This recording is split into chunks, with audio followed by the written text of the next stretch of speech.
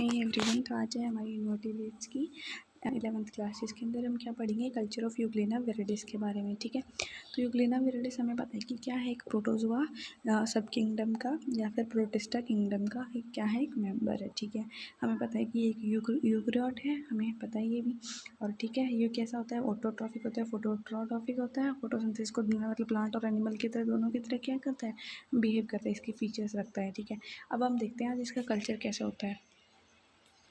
तो इस फर्स्ट देखो क्या बताया कि what do you mean by culture of euglena viridis, के कल्चर से आप क्या समझते हैं। देखो, जब हम यूग्लेना विरिडिस को कोई भी पहले हम देखते हैं कि कल्चर क्या होता है। कल्चर वो होता है कि कोई भी माइक्रो ऑर्गेनिज्म को हम क्या करें, कंट्रोल्ड एनवायरनमेंट जैसे लेबॉर्ट्री के अंदर, उसके अंदर क्या होगा, टेम्परेचर कंट्रोल कर सकते हैं, वाटर कंट्रोल कर सकते हैं, एयर कंट्रोल कर सकते हैं। ठीक है, मतलब CO2 का मतलब कंट्रोल कर सकते हैं, लाइट कंट्रोल कर सकते हैं, न्यूट्रिएंट की अमाउंट कंट्रोल कर सकते हैं, कल्चर मीडिया बना सकते हैं। तो उसके अंदर क्या करना, माइक्रो ऑर्गेनिज्म को ग्रो करवाना, तो वो क्या होगा, कल्चर होता है। तो जब हम यूग्लेना का कल्चर करेंगे तो उसको बोलते हैं यूग्लेना कल्चर। तो इन्होंने क्या बताया कि जब हम यूग्लेना विरिडिस को जार के अंदर क्या करेंगे, उसके अंदर वाटर के अंदर या फिर उसके वाटर के अंदर न्यूट्रिएंट, हमें बताया कि वाटर के अंदर रहता है यूग्लेना, तो वाटर के अंदर न्यूट्रिएंट वगैरह, लाइट वगैरह, और जब उसको प्रॉपर मीडियम टेम्परेचर, pH, तो सब कुछ क्या करेंगे, प्रोवाइड करेंगे। ठीक है, आर्टिफिशियली, तो उसको क्या बोलते हैं, कल्चर ऑफ यूग्लेना विरिडिस बोलते हैं। ठीक है, आगे देखो क्या बताया कि कल्चर रिक्वायरमेंट के लिए क्या क्या चाहिए होता है। ठीक है, लाइट सोर्स हो गया। ठीक है, तो लाइट सोर्स के अंदर क्या होता है, सॉरी, लाइट सोर्स आर्टिफिशियल हो सकता है और सनलाइट हो सकता है, नेचुरल हो सकता है। नेचुरल सनलाइट हो गया, और आर्टिफिशियल क्या होगा, कोई भी फ्लोरोसेंस बल्ब या फिर फ्लोरोसेंट मतलब कि बल्ब वगैरह लगाते हैं। ठीक है, वाटर हो गया, वाटर कैसा होना चाहिए, तो डिजिटल होना चाहिए, डिजिटल वाटर, डिस्टिल वाटर के अंदर हम क्या कर सकते हैं कि या तो डिस्टिल वाटर के अंदर न्यूट्रिएंट वगैरह डाल सकते हैं। तो डिस्टिल वाटर के अंदर क्या होगा, या तो न्यूट्रिएंट वगैरह कुछ नहीं हो तो उसके अंदर हम न्यूट्रिएंट वगैरह डाल देंगे। ठीक है, तो हमें पता है कि वो कंटामिनेशन फ्री होगा, तो उसके अंदर या तो वो ले सकते हैं या फिर पॉन्ड वाटर ले सकते हैं, उसके अंदर न्यूट्रिएंट वगैरह ऑटोमेटिकली होंगे। ठीक है, दूसरा आगे तीसरा चीज़ क्या ले सकते हैं, हमें कल्चर मीडिया बनाना पड़ेगा। कल्चर मीडिया के अंदर क्या हो सकते हैं, हार्मोन्स होते हैं, जो भी ग्रोथ हार्मोन वगैरह चाहिए होंगे इसको, न्यूट्रिएंट चाहिए होंगे, मिनरल चाहिए होंगे, कुछ इनऑर्गेनिक ऑर्गेनिक मटेरियल चाहिए होगा। ठीक है, तो वो सब भी क्या होगा, कल्चर मीडिया। ठीक है, फूड वगैरह चाहिए होगा, तो वो सब क्या होगा, कल्चर मीडिया के अंदर। टेम्परेचर कैसे करेंगे, टेम्परेचर हमें पता है कि ऑप्टिमम टेम्परेचर इसका मेंटेन करना पड़ेगा, क्योंकि उसी पे ये ग्रो कर पाएगा। तो 20 degree Celsius to 25 degree Celsius. ठीक है, सर्टाइल कंडीशन हमें मेंटेन करनी पड़ेगी। सर्टाइल कंडीशन का मतलब कि हमें यही ध्यान रखना होगा कि जब हम इसको कहीं पे कल्चर पे ग्रो करवा रहे हैं, कोई भी बैटरी प्लेट पे या फिर किसी भी चीज़ पे, तो उस कल्चर मीडिया या जार के अंदर हमें ये ध्यान रखना पड़ेगा कि कोई भी अदर माइक्रो ऑर्गेनिज्म या फिर फंगाई या फिर वायरस वगैरह या फिर अदर बैक्टीरिया वगैरह कोई भी उनकी ग्रोथ ना हो पाए, क्योंकि जब वो ग्रोथ कर लेंगे तो हमारा कल्चर क्या हो जाएगा, ख़राब हो जाएगा। ठीक है, उनकी वजह से। तो हमें सर्टाइल कंडीशन का मतलब ये होता है कि अदर कोई भी जो जिस चीज़ का हम कल्चर करवा रहे हैं उसके अलावा कोई भी अदर क्या होना चाहिए, कोई भी other micro organism, virus, bacteria कुछ भी ग्रो नहीं करना चाहिए। तो उसको क्या बोलते हैं, सर्टाइल कंडीशन को मेंटेन करना, जितनी हो सके उतनी। ठीक है, आगे देखो, आगे क्या बताया कि कल्चर मीडिया ही इन्फ्यूज़न मेथड, हमने देखा था कि कल्चर मीडिया हम दो टाइप से यूज़ कर सकते हैं। एक तो क्या, ये जो ही इन्फ्यूज़न मेथड है वो सबके लिए क्या देखा था हमने लास्ट क्लास के अंदर, जब हमने अमीबा का कल्चर किया था। तो कि जो ही इन्फ्यूज़न मेथड है वो मोस्टली क्या था, सबके प्रोटोजोआ के लिए अवेलेबल मतलब एप्लीकेबल है। ठीक है, तो ही इन्फ्यूज़न मेथड देखो हमने कि कॉमनली सबके लिए यूज होता है। तो ही इन्फ्यूज़न मेथड होता क्या है, देखो, जब हम मतलब कोई भी हे या फिर ड्राई हे या फिर ग्रास को क्या करें हम, कि उनको बॉईल करें हम, किस 1 लीटर वाटर के अंदर हमको लेके 15 से 20 मतलब मिनट तक हम क्या करें, ग्रास को वाटर के अंदर बॉईल करें। ठीक है, मतलब कि वो वाटर ग्रास होनी चाहिए। आगे क्या है, उसको कूल करें, फिर उसको क्या करें, उसको मतलब कि छान लें।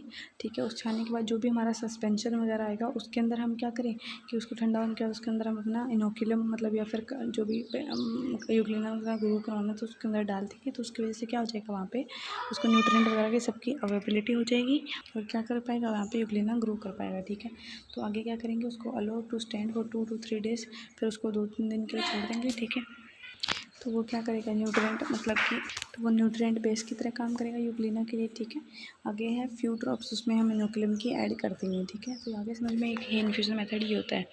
आगे देखो, कल्चर मीडिया हम दूसरा टाइप का भी यूज़ कर सकते हैं, वो है अल्टरनेटिव मेथड। क्या होता है, देखो, नॉप मेथड या knob method for defined growth, इसकी डिफाइंड ग्रोथ के लिए हम ये मेथड यूज़ कर सकते हैं। इसके अंदर हम पोटाशियम नाइट्रेट को डाल सकते हैं, मैग्नीशियम सल्फेट को डाल सकते हैं, कैल्शियम नाइट्रेट मतलब कैल्शियम CnO3 ऑल्ट वाइज।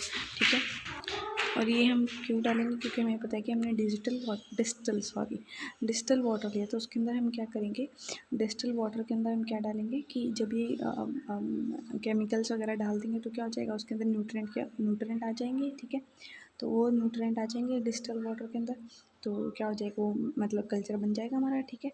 तो अगर हम उनके अंदर हमें इस डिस्टल वाटर के अंदर अगर हमें ऑर्गेनिक कंटेंट वगैरह भी डालना है तो हम क्या डालेंगे, कुछ सॉइल एक्सट्रैक्ट भी डाल सकते हैं उसके अंदर हम, ठीक है।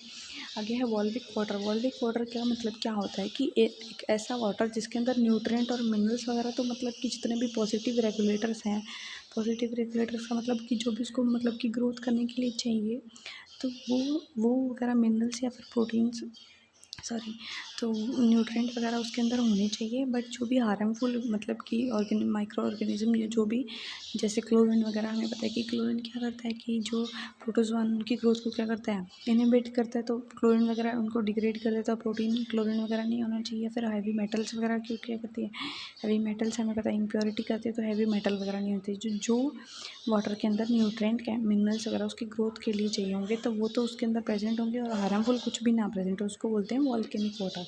तो वॉल्केनिक वाटर सॉरी वॉल्विक, हर बार मैं गलत प्रोनाउंसिएशन कर, तो वॉल्विक वाटर वो होता है, ठीक है। तो वॉल्विक वाटर के साथ हम क्या करेंगे, मिनरल वाटर, या फिर हम मिनरल वाटर ले सकते हैं, ठीक है, वही बात होगी। या फिर बॉइल्ड ग्रास, हम जैसे हमने वो है इन्फ्यूज़न मेथड बनाया तो उसको ले सकते हैं, ठीक है। कीप इट इन सनलाइट, तो उसके अंदर सनलाइट के अंदर रख देंगे ताकि वो यूरिन क्या करे, फोटोसिंथेसिस कर ले, ठीक है। वॉल्विक वाटर का समझ में आ गया। आगे देखो, आगे क्या पता है कि इनोकुलेशन प्रोसेस क्या होता है। हमें पता है कि इनोकुलेशन क्या होता है कि जब हम कोई भी नेचुरल मेथड से कोई भी उसका सैंपल लें और दूसरे मतलब जिस जहाँ पे हमें कल्चर करवाना है, तो उस सैंपल को हम डाल दें उसके अंदर, तो वो क्या होता है, इनोकुलेशन। जैसे हम दही डालते हैं, दूध से दही बनाने के लिए, ठीक है, तो वो स्मॉल अमाउंट ऑफ हम डालते हैं ना दही, तो उसी को बोलते हैं इनोकुलम। तो इनोकुलम जब हम ट्रांसफ़र करते हैं स्मॉल अमाउंट ऑफ, क्या करते हैं, पॉन्ड वाटर को हम क्या करते हैं, जो भी हमने कल्चर मीडिया लिया है उसके अंदर हम स्मॉल अमाउंट में सैंपल या फिर यूग्रीना वेरिडिस डाल दें, तो क्या होगा, उसको इनोकुलम प्रोसेस कहते हैं, ठीक है। ये हम कैसे कर सकते हैं, या तो पीपेट के थ्रू करते हैं, या फिर हम कोई भी ड्रॉपर के थ्रू कल्चर क्या करें, यूग्रीना वेरिडिस को उठाएं ड्रॉपर के थ्रू, और क्या करें, फिर उसको कल्चर मीडिया के अंदर डाल दें, ठीक है। और हमें ये ध्यान रखना पड़ेगा कि जब भी हम कल्चर मीडिया कर रहे हैं तो उसके अंदर एयरेशन मतलब कि हवा आती जाती रहनी चाहिए, क्योंकि हमें पता है कि यूग्रीना कैसा है और एरोबिक है, तो वो ऑक्सीजन लेगा और CO2 रिलीज़ करेगा, ठीक है। तो क्या होना चाहिए कि डेंस कल्चर के अंदर एयरेशन होना चाहिए, ठीक है। आगे देखो, आगे कहता है टाइप ऑफ यूग्लिना वेरिडिस कल्चर की। यूग्लिना वेरिडिस के कितने टाइप हो सकते हैं कल्चर करने के, तो 2 टाइप होते हैं। हमें पता है कि यूग्लिना वेरिडिस दो फीडिंग मैकेनिज्म से ज़िंदा रहता है। एक तो हो गया कि जब उसके पास लाइट नहीं हो तो डार्क कंडीशन के अंदर वो कैसे ज़िंदा रहता है, सेप्रोफेटिक ट्रॉफिक के द्वारा ज़िंदा रहता है, ठीक है। दूसरा और फर्स्ट क्या होगा कि जब वो उसके पास लाइट प्रेजेंट होगा तो वो ऑटोट्रॉफिक करके फूड बना के, एनर्जी बना के अपने अंदर, और पाई मोल के तो क्या कर लेगा उसको कि वैसे ज़िंदा सर्वाइव कर पाएगा, ठीक है। तो 2 टाइप के कल्चर हो गए, एक तो हो गया लाइट कल्चर जो क्या होगा फोटोट्रॉफिक, दूसरा क्या होगा डार्क कल्चर जो क्या होगा सेप्रोट्रॉफिक, ठीक है। अब देखो कि लाइट कल्चर क्या होता है, फोटोट्रॉफिक।